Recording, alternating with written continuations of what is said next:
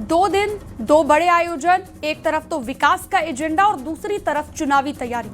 कल 28 मार्च को प्रधानमंत्री नरेंद्र मोदी ने जेवर में नोएडा इंटरनेशनल एयरपोर्ट के पहले चरण का भव्य उद्घाटन किया। पश्चिमी उत्तर प्रदेश को यह बड़ी सौगात दी। ये प्रोजेक्ट किसानों, युवाओं और छोटे व्यापारियों के लिए नई उड़ान भरेगा, रोजगार के हजारों अवसर भी पैदा करेगा। और आज 29 मार्च को ग्रेटर नोएडा के दादरी में अखिलेश यादव ने एक चुनावी रैली की और समाजवादी समानता भाईचारा रैली के जरिए उन्होंने 2027 के उत्तर प्रदेश विधानसभा चुनाव का बिगुल फूंक दिया। क्योंकि पश्चिमांचल की 140 सीटों पर शक्ति प्रदर्शन करते हुए अखिलेश यादव ने विपक्षी एकता और अपना एजेंडा क्लियर किया। जेवर एयरपोर्ट उद्घाटन के ठीक एक दिन बाद ये रैली राजनीतिक रूप से काफी अहम मानी जा रही है।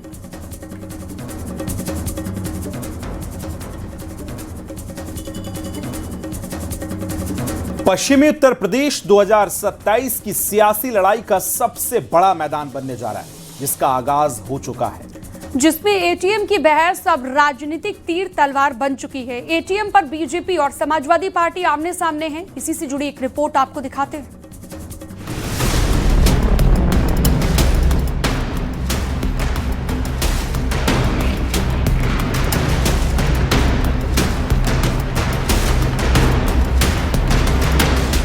पश्चिमी यूपी में 32 जिलों की 140 विधानसभा सीटों पर सभी सियासी पार्टियों की नजर है और बीते 2 दिन में यूपी के 2 सियासी धुरंधर पार्टियों ने 2027 के लिए माहौल सेट कर दिया है। इन बड़े सियासी आयोजनों के जरिए शक्ति प्रदर्शन की कोशिश की गई। 2027 के लिए शुरू हुई यूपी की सियासी लड़ाई में एटीएम चर्चा का केंद्र बन गया है। कल पीएम मोदी ने विपक्ष पर निशाना साधते हुए सपा को आड़े हाथ लिया था और कहा था कि सपा ने नोएडा को लूट का एटीएम बना दिया था। पहले सपा वालों ने नोएडा को अपनी लूट का एटीएम बना लिया था, लेकिन आज भाजपा सरकार में वही नोएडा यूपी के विकास का सशक्त इंजन बन रहा है। अब आज दादरी में समाजवादी समानता भाईचारा रैली को संबोधित करते हुए अखिलेश यादव ने एटीएम वाले वार का जवाब दिया। एटीएम का कितना हिसाब किताब बना होगा, और मैं ये अपने पत्रकार साथियों को एक क्विज, एक एटीएम का क्या फुल फॉर्म हो सकता है, वो छोड़ करके जा रहा हूं। 2027 के लिए दोनों तरफ से शक्ति प्रदर्शन किया जा रहा है। बीजेपी विकास, इंफ्रास्ट्रक्चर और अच्छे शासन के एजेंडे पर आगे बढ़ रही है। कांग्रेस और समाजवादी पार्टी जैसे दलों ने जिस देश को और जिस प्रदेश को देश के अंदर अपने नकारेपन के कारण डेवलपमेंट के एक बॉटल नेक के रूप में छोड़ दिया था, पिछले 2002 से लेकर के 2017 तक लगातार उत्तर प्रदेश ने उस जलालत झेली है, उस प्रकार की अराजकता का शिकार रहा है। पश्चिमी यूपी से सीएम योगी ने बीते 12 सालों में देश में और बीते 9 सालों में यूपी में ब्रेक थ्रू का जिक्र किया। इसे डबल इंजन सरकार की देन बताया। पिछले 12 वर्षों के अंदर देश ने और पिछले 9 वर्ष के अंदर उत्तर प्रदेश ने ये डबल इंजन की सरकार आने के उपरांत जो स्पीड पकड़ी है, आज वह बॉटल नेक से ब्रेक थ्रू के रूप में अपनी एक नई पहचान को सबके सामने प्रस्तुत कर रहा है। फिलहाल तो एटीएम की बहस अब राजनीतिक तीर तलवार बन चुकी है। साथ ही सभी पार्टियां पश्चिमी उत्तर प्रदेश की 142 विधानसभा सीटों को साधने की रणनीति पर काम कर रही है। सवाल है कि क्या 2027 में विकास का मुद्दा जनता को लुभाएगा या सामाजिक समीकरण भारी पड़ेंगे। Bureau report, news 18।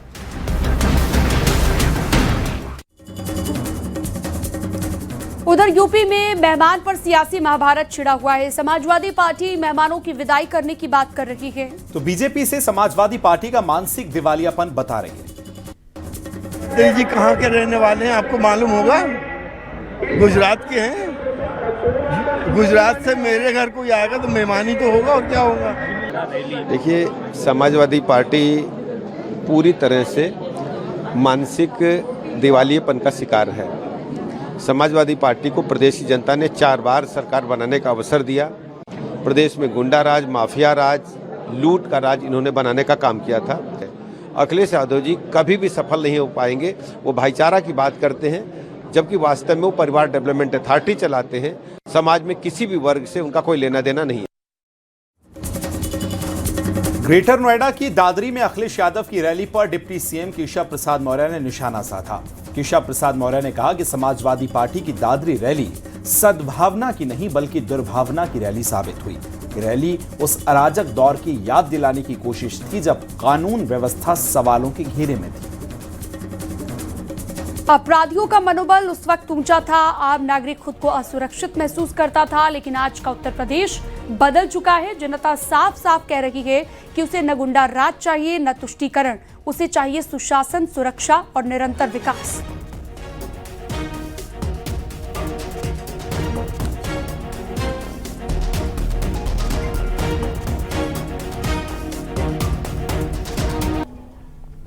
Greater Noida के दादरी से बीजेपी विधायक तेजपाल नागर ने अखिलेश यादव की रैली को फ्लॉप बताया और कहा, भीड़ नहीं जुटी। गुज्जर समाज समेत कई बड़े समाज ने रैली से दूरी बना ली।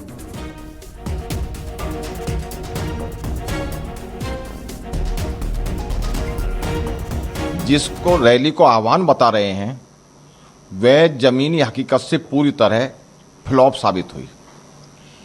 100 से ज़्यादा विधानसभा में क्षेत्रों में अभियान चलाने के बावजूद रैली में खाली कुर्सी पड़ी थी, जिससे सिद्ध होता है कि रैली फ्लॉप हुई। सपा का जनाधार तेजी से खिसक चुका है। यह कोई सामान्य राजनीतिक कार्यक्रम नहीं था, बल्कि सपा की वर्तमान स्थिति का आईना बन गया। पश्चिम उत्तर प्रदेश, जिसे अखिलेश अपनी मजबूत जमीन बताते हैं, वहीं पर तस्वीर सबसे ज़्यादा कमज़ोर दिखी। यह रैली गुर्जर समाज के लोगों की थी, लेकिन गुर्जर समाज सहित कई प्रभावशाली वर्गों ने इससे दूरी बनाए रखी। सीएम योगी ने लखनऊ में नवनियुक्त 665 नर्सों को नियुक्ति पत्र बांटे। इस दौरान सीएम योगी ने समाजवादी पार्टी पर हमला किया, साथ ही एलपीजी को लेकर भी उन्होंने आज बात कही। एलपीजी के जरिए विपक्ष अफवाह फैला रहा है, ऐसा उन्होंने कहा, और देश को नुकसान पहुंचाने की कोशिश की जा रही है। अफवाह फैलाना भी एक तरह का देशद्रोह है, ये भी उन्होंने कहा। कोई 17 के पहले सोच सकता था? क्यों 17 के पहले सब काम नहीं हो पाया? क्योंकि सोच नहीं थी, करने की इच्छा शक्ति नहीं थी, नियत साफ नहीं थी। वे लोग पहले भी नहीं करना चाहते थे, आज भी करने की इच्छा शक्ति नहीं है। जो कार्य हो रहा है उस कार्य को डिस्टर्ब करना है, हर हाल में उसको कर तो नहीं सकते, लेकिन उसके खिलाफ दुष्प्रचार करके, अफवाह फैला करके माहौल को खराब। रसोई गैस का सिलेंडर 25 दिन चलना है घर में, कि हम 7वें दिन लाइन लगाने के लिए क्यों खड़े हो जा रहे हैं? अगर हमारी गाड़ी की टंकी पूरी है और ये गाड़ी की टंकी अगले 4 दिन चल सकती है, तो हम वहां से पेट्रोल निकाल करके और क्यों फिर लाइन में खड़े हो जा रहे हैं? नहीं होना चाहिए, नहीं होना चाहिए। हमें किसी अफवाह में नहीं, जब सरकार आपके साथ खड़ी है, हर स्तर पर खड़ी है। कोविड जैसी महामारी के दौरान मोदी जी ने अपनी परवाह नहीं की, सड़कों पर उतर करके वैक्सीन दिए, हर प्रकार की सुविधाएं दी। तो फिर जब देश की लीडरशिप फ्रंट फुट पर आकर के देश को संबल दे रहा है, तो हम विश्वास खो चुके इन अफवाहबाजों के चक्कर में क्यों पड़ते हैं?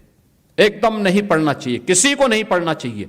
और मेरी अपील होगी पूरे प्रदेशवासियों से, इन अफवाहबाजों से जो हमेशा समाज का और देश की अपूर्णीय क्षति करने पर उतारू होते हैं, इनसे हमें सावधान और सतर्क होकर के।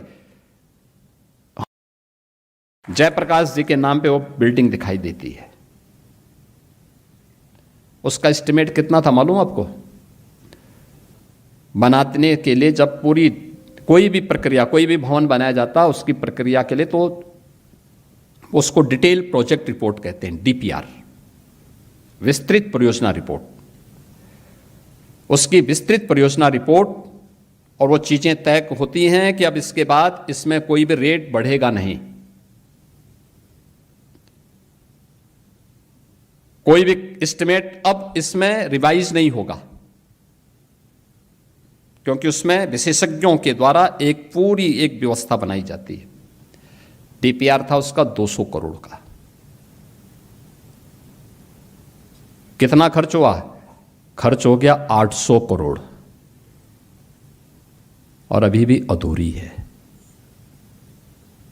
यह है सपा का विकास का मॉडल। 200 करोड़ के प्रोजेक्ट में 800 करोड़ खर्च हो गए। किस मुंह से विकास की बात करते हैं? इनको शर्म भी नहीं आती विकास पे इस प्रकार की चर्चा।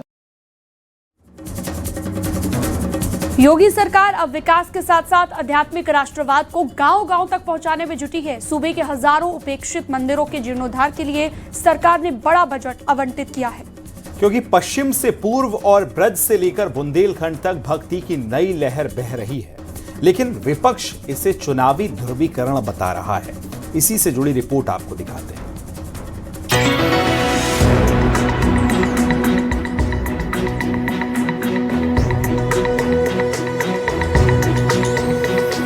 पर्यटन और संस्कृति विभाग के साथ में धार्मिक कार्य विभाग को इस काम के लिए सैकड़ों करोड़ रुपए का बजट दिया गया।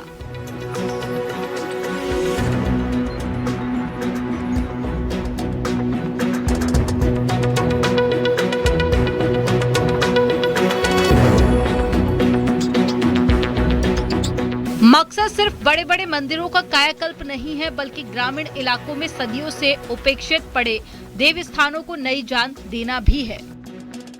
काशी, अयोध्या, मथुरा की तर्ज पर आज आध्यात्मिक और सांस्कृतिक पर्यटन का हब बनाने का काम करने जा रहे हैं।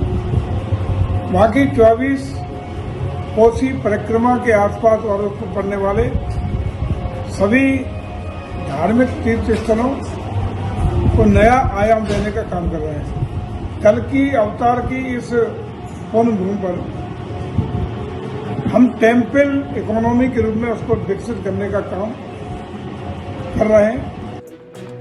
हालांकि सांस्कृतिक राष्ट्रवाद पर विपक्ष की तीखी प्रतिक्रिया है। विपक्षी दल इसे आगामी चुनावों की तैयारी और सांप्रदायिक ध्रुवीकरण की कोशिश बता रहे हैं। इसके अलावा सांस्कृतिक राष्ट्रवाद को लेकर बीजेपी आगे बढ़ रही है। उत्तर प्रदेश में करीब 140 मंदिर का जीर्णोद्धार करने जा रही है और सरकार ने उसके लिए 800 करोड़ रुपए जारी कर दिए। क्या कहेंगे इसको लेकर? राष्ट्रवाद का मैं समझता हूँ ड्रामा है।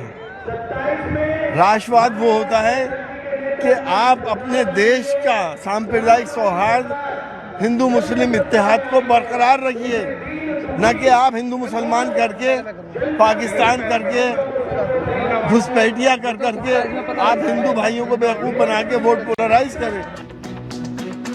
जाहिर है कि सांस्कृतिक राष्ट्रवाद पर सियासत होनी है। विपक्ष मंदिरों के साथ साथ शिक्षा, स्वास्थ्य और रोजगार पर भी ध्यान देने की बात कह रहा है, तो वहीं सरकार का साफ कहना है कि सांस्कृतिक विरासत को सहेजना हर सरकार की जिम्मेदारी है। ये काम विकास की प्रक्रिया को और मजबूत करता है। Bureau report, news 18।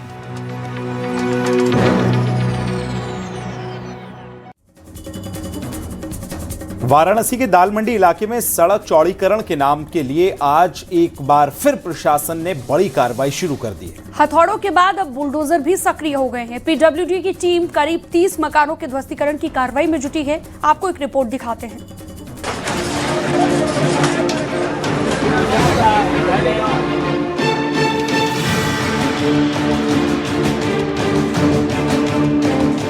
Varanasi Varanasi के व्यस्त दाल मंडी बाजार में इन दिनों हथौड़ों और बुलडोजर की आवाज गूंज रही है। सड़क चौड़ीकरण की इस मुहिम में आज प्रशासन ने फिर तेजी पकड़ ली है। पीडब्ल्यूडी की टीम भारी पुलिस बल के साथ मौके पर पहुंची और चिन्हित मकानों पर ध्वस्तीकरण की कार्रवाई शुरू कर दी। रमजान के बाद से चूंकि त्योहारों का लगातार सीजन चल रहा था, तो ये ड्राइव बंद करके रखी गई थी कि आम पब्लिक को दिक्कत ना हो।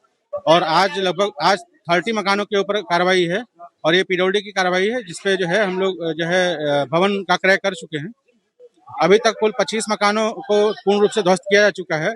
15 मकान उसके बाद जो है लगे हुए थे, कम रमजान के महीने में स्पेस स्पीड कम थी, तो आज वो 15 भी टेकअप होंगे। उनके अलावा 30 मकान और ये टेकअप होंगे। ध्वस्तीकरण की इस कार्रवाई में करीब 30 मकानों को तोड़ने का लक्ष्य है।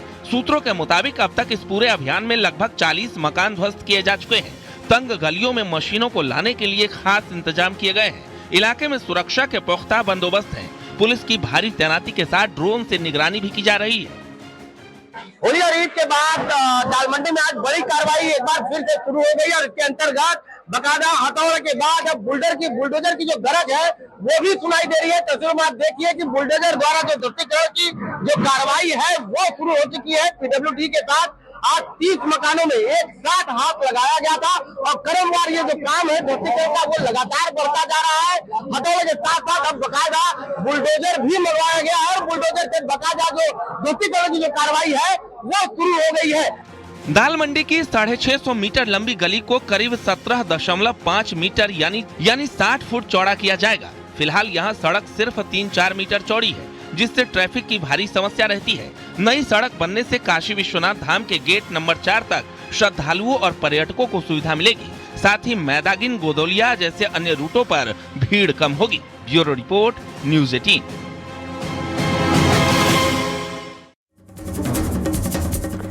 पीएम मोदी ने आज मन की बात के 132वें एपिसोड में यूपी के प्रतिभाशाली खिलाड़ी गुलवीर सिंह का जिक्र किया। उन्होंने न्यूयॉर्क सिटी हाफ मैराथन के तीसरा स्थान हासिल करने वाले इतिहास जब रच डाला तो उसका भी जिक्र किया। इसके साथ ही पीएम मोदी ने वाराणसी में पौधे लगाने के गिनीज वर्ल्ड रिकॉर्ड का भी जिक्र किया। आपको दिखाते हैं। उत्तर प्रदेश के प्रतिभाशाली एथलीट गुलवीर सिंह ने ऐसे ही एक खेल में कमाल कर दिखाया है। उन्होंने कुछ ही हफ्ते पहले न्यूयॉर्क सिटी हाफ मैराथन में तीसरा स्थान हासिल कर इतिहास रच डाला। वे 1 घंटे से कम समय में हाफ मैराथन पूरा करने वाले पहले भारतीय एथलीट बने। हाल ही में उत्तर प्रदेश के वाराणसी में एक प्रेरक प्रयास देखने को मिला। वहां 1 ही घंटे में 2,51,000 से अधिक पौधे लगाए गए और एक नया गिनीज वर्ल्ड रिकॉर्ड बना। इस प्रयास की सबसे खास बात ये रही कि इसमें हजारों लोग एक साथ जुड़े। छात्र, जवान, स्वयंसेवी संगठन, अलग अलग संस्थाएं, सबने मिलकर इस काम को संभव बनाया। जन भागीदारी का यही स्वरूप एक पेड़ मां के नाम अभियान के दौरान भी दिखता है। इस अभियान के तहत देश भर में करोड़ों पेड़ लगाए गए हैं। मुरादाबाद में 15 साल पुराने चर्चित मेनाठेर बवाल केस में कोर्ट के फैसले के बाद सियासत शुरू हो गई। बीजेपी ने समाजवादी पार्टी को निशाने पर लिया है। आरोप ये लगाया है कि अखिलेश यादव सरकार ने चार्जशीट वापस लेने की कोशिश की थी। वहीं सपा ने कहा कि वो कोर्ट के फैसले का सम्मान करती है। रिपोर्ट दिखा रहे हैं आपको।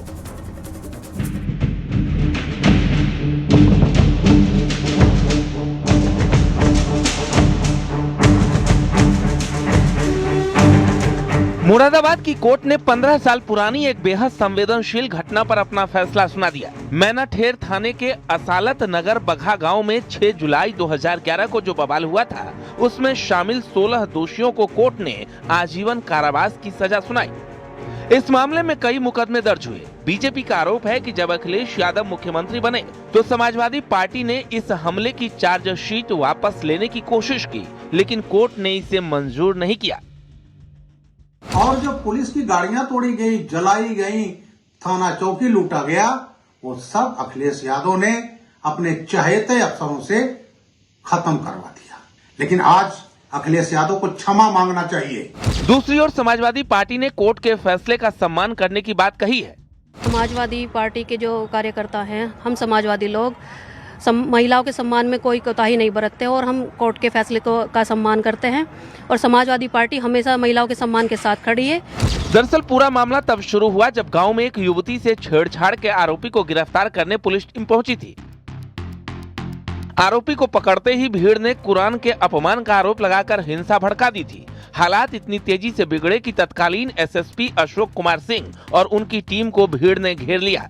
भीड़ ने पथराव किया, फायरिंग हुई और पुलिस अधिकारियों पर जानलेवा हमला किया गया। एसएसपी अशोक कुमार सिंह को भीड़ ने मरा समझकर छोड़ दिया था। 15 साल बाद आया ये फैसला मुरादाबाद की उस घटना की याद दिलाता है जब कानून व्यवस्था की चुनौती साफ दिखाई दी थी। Bureau report, news 18।